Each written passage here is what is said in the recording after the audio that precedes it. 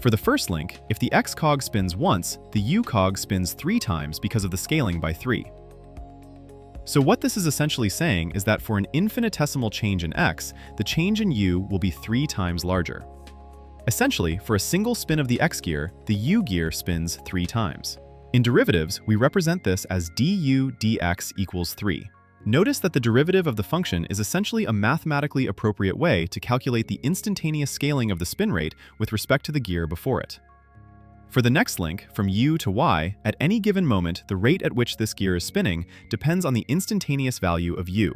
Since y equals u to the power of 5, taking the derivative with respect to u gives dy du equals 5 times u to the power of 4. This is the exact number of spins that this gear will spin with respect to one full spin of the u gear. For those of you wondering what it means to scale something by 5u to the power of 4, if we were at u equals 1, the scale factor would be 5 times 1 to the power of 4, which is just 5. That would mean that at that instantaneous moment, a single spin of u would spin this gear 5 times, and so forth. But remember, dy du describes y's rate for a single spin of the u cog. What we really want is dy dx, y's rate for a single spin of the x cog. And for every one spin of x, u spins 3 times. So we have to multiply our dy du by the 3 in order to take into account the fact that it's spinning 3 times rather than just 1. And that logic is exactly why we multiply the rates of these functions, just like the gears in the initial intuition building phase of this explanation. So dy dx equals dy du multiplied by du dx. Substitute the two pieces. Dy dx equals 5u to the power of 4 multiplied by 3, which is 15 multiplied by 3x plus 1 to the power of 4.